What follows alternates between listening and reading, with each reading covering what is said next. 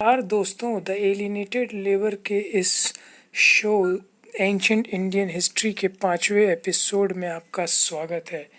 तो अभी तक हमने थोड़ा थोड़ा जान लिया संगम हिस्ट्री के बारे में। तो अब हम पढ़ने की कोशिश करेंगे कि संगम पॉलिटी कैसी थी। तो संगम पॉलिटी हेरेडिटरी मोनार्की थी, मतलब कि राजा का बेटा ही राजा बनेगा।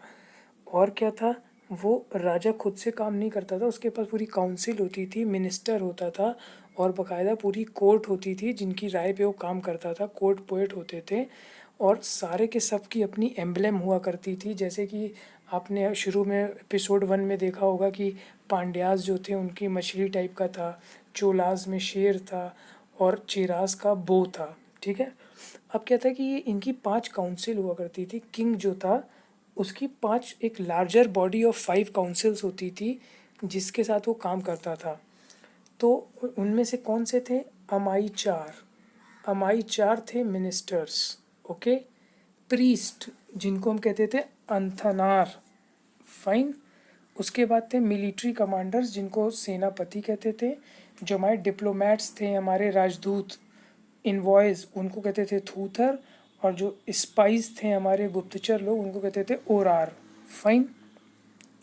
अब क्या होता था कि ये जो मिलिट्री एडमिनिस्ट्रेशन था वो बहुत ही एफिशिएंटली ऑर्गेनाइज था, क्योंकि हर रूलर की एक आर्मी थी। ठीक है। और रेगुलर आर्मी थी, मतलब ऐसा नहीं कि जब युद्ध हुआ तो फिर आर्मी तैयार करो।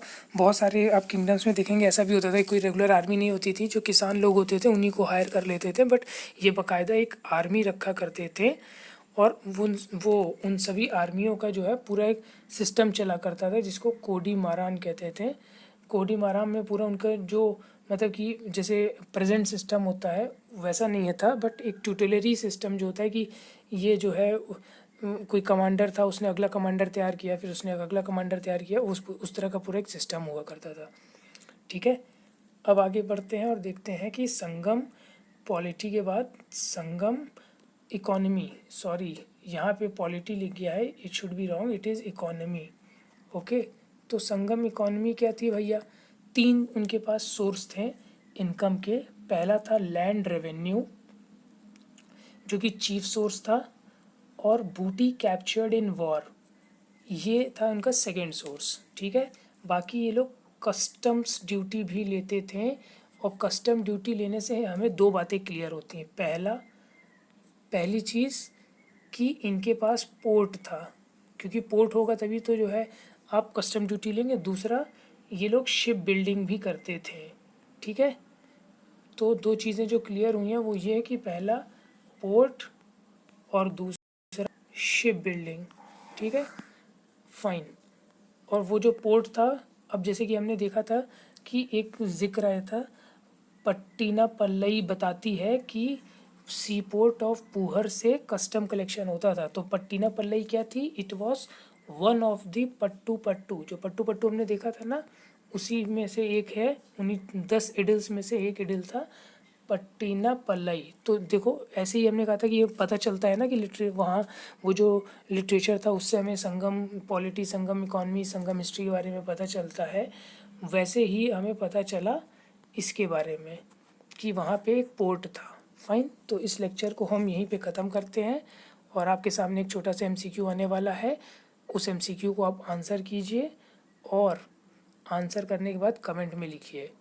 क्वेश्चन है, in the context of Sangam as Amaichar क्या थे? Option A priest, option B spies, मतलब वही गुप्तचर, ऑप्शन सी मिनिस्टर्स, या ऑप्शन डी इनवॉइस। अपना जवाब कमेंट सेक्शन में लिख दीजिएगा, और वीडियो अच्छा लगा हो तो लाइक, शेयर एंड सब्सक्राइब। ठीक है। Thank you very much for watching this small episode. मिलते हैं अगले एपिसोड में। Bye bye, take care.